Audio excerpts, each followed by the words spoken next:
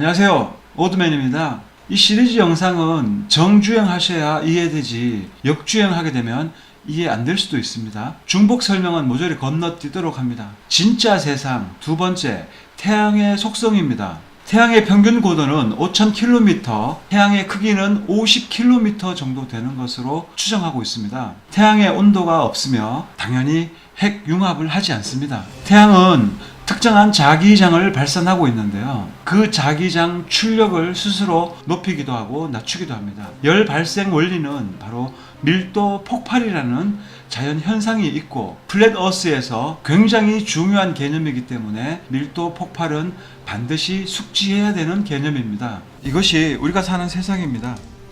이렇게 하늘 안에 태양과 달과 별들이 있습니다. 밑에서 하늘을 보게 되면은 북극성을 중심으로 모든 별들이 회전을 하고 있습니다. 그래서 별의 일주 운동을 보게 되면은 이런 식으로 회전을 하고 있는 거죠.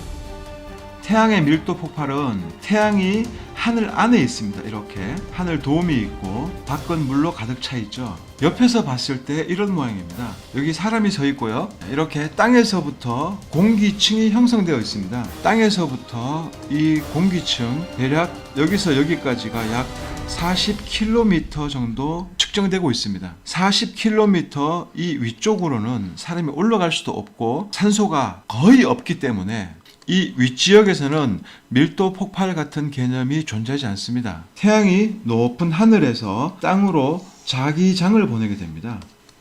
자, 이렇게 이 자기장이 날아가는 한계가 있기 때문에 이 자기장에 영향이 미치지 못하는 이 지역은 밤이 되는 거죠.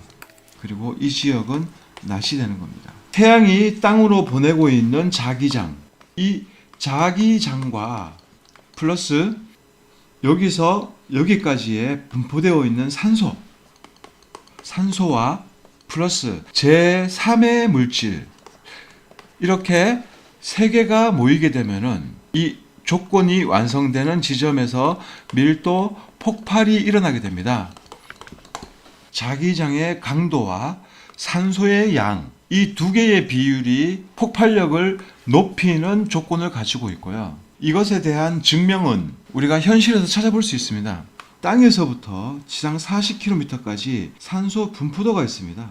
자, 아래로 내려갈수록 산소는 많습니다. 기체 중에 산소가 무겁기 때문에 주로 이 아랫지역에 많이 형성되게 됩니다. 그래서 자기장이 태양에서 이렇게 날아오게 되면 직접적 밀도 폭발을 하는 땅은 산소의 양이 많기 때문에 미세 폭발력이 커지게 됩니다. 폭발. 하지만 이 땅에서 위로 올라갈수록 산소의 양이 작기 때문에 미세 폭발력도 같이 떨어지게 되는 겁니다. 그래서 우리가 높은 산에 올라가게 되면은 이 윗부분은 눈이 있는데 이 아랫부분은 눈이 없어요. 한여름에도 자, 이쪽 부분에서 태양이 자기장을 보내고 있는데 이 높은 산의 아랫부분은 더워서 한여름이에요. 한여름. 하지만 이 높은 산 정상에 있는 눈은 만년설로 절대 녹지 않는 그런 경우를 우리가 자주 보게 됩니다. 그 이유는 무엇이냐면 태양과 이 높은 산과 가까이에 있으니까 당연히 자기장이 강력하게 내리쬐게 되는 거죠. 구름도 이 높은 산 아래쪽에 있어요. 낮은 구름은 보통 우리가 2km에서 위로 올라가면서 정말 높은 구름은 뭐 한 15km 정도까지도 있을 것 같은데요. 높은 산에 올라가 보면은 구름이 산 아래에 존재하고 있습니다. 낮은 구름들. 자, 그러면은 태양이 자기장을 보내게 되면은 이 구름이 존재하게 되면은 여기서 자기장이 약해지겠죠. 그리고 이렇게 땅으로 자기장에 내려오게 되면은 이 지역에서는 밀도 폭발이 약합니다. 자, 그런데 이 높은 지역에서 구름이 아래에 있고 이 산 쪽에 아무런 방해물이 없어요. 그 상태에서 이 태양이 자기장을 보내게 되면은 이쪽 부분이 더워야 되는데 추워요. 그래서 눈이 녹지 않습니다. 그 이유는 이 높은 산에 산소량이 부족하기 때문에 이쪽에서는 밀도 폭발이 약한 겁니다. 그래서 그 폭발에 의한 미세 진동이 약해지는 거죠. 그래서 눈이 녹지 않고 높은 산에서는 만년설이 존재하고 있는 겁니다. 하지만 산 아래 지역은 산소량이 많기 때문에 태양의 자기장이 왔을 때에 이 많은 산소량과 결합해서 제3의 물질과 만났을 때 여기서 미세 폭발을 강력하게 일으켜서 미세 진동이 커지고 열이 발생하게 되는 겁니다.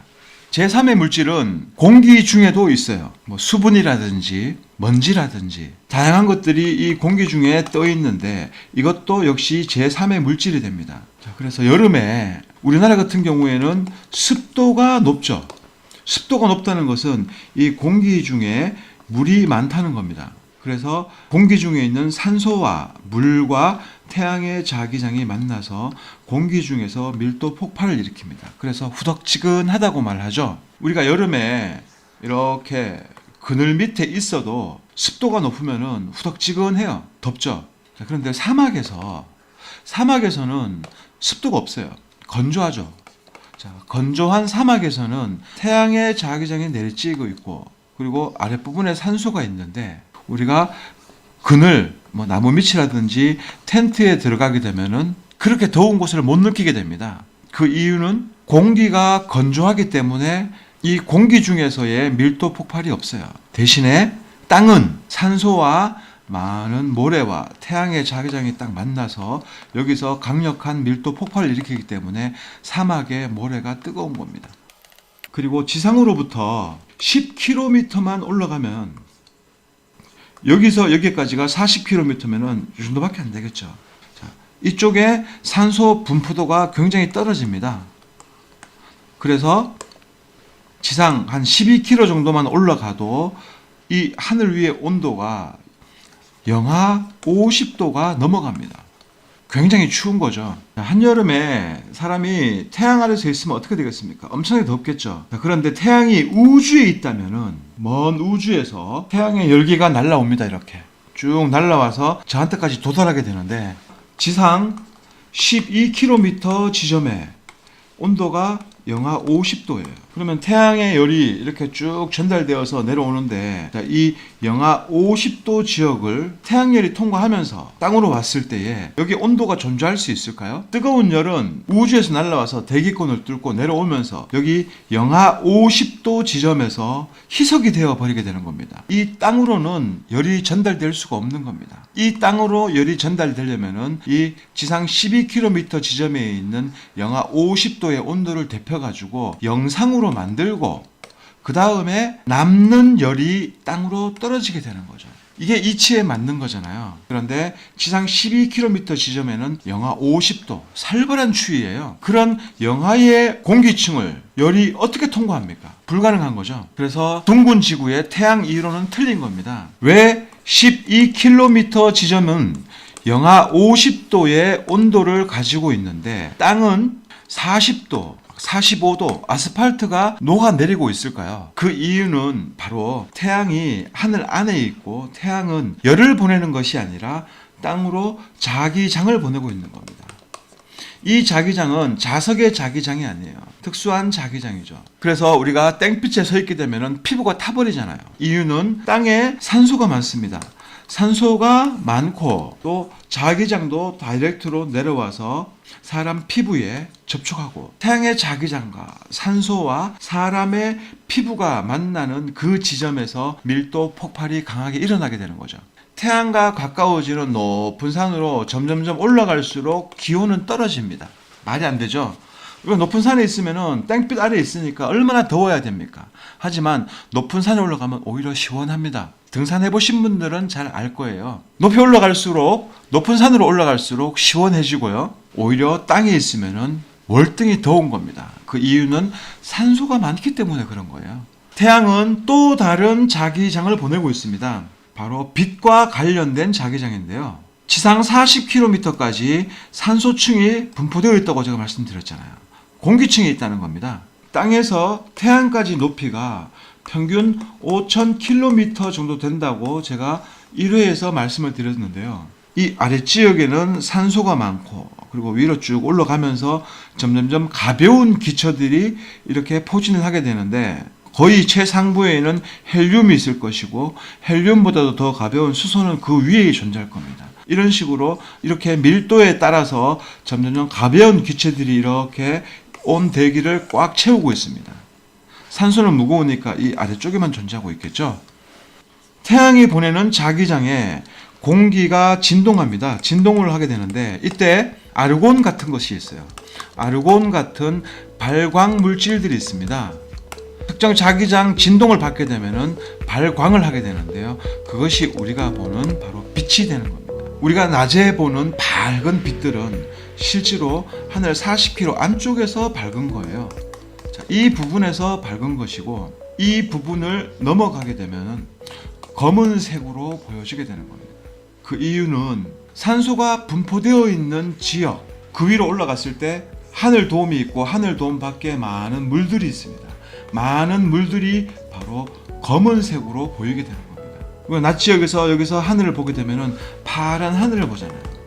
파란 하늘을 보게 되는데 헬륨 풍선에 카메라를 띄워가지고 쭉 올리게 되면은 한 30km, 40km 안 되는 지점에서 옆면을 보게 되면 하늘은 검은색, 그리고 산소층이 있는 지역은 빛이 보입니다.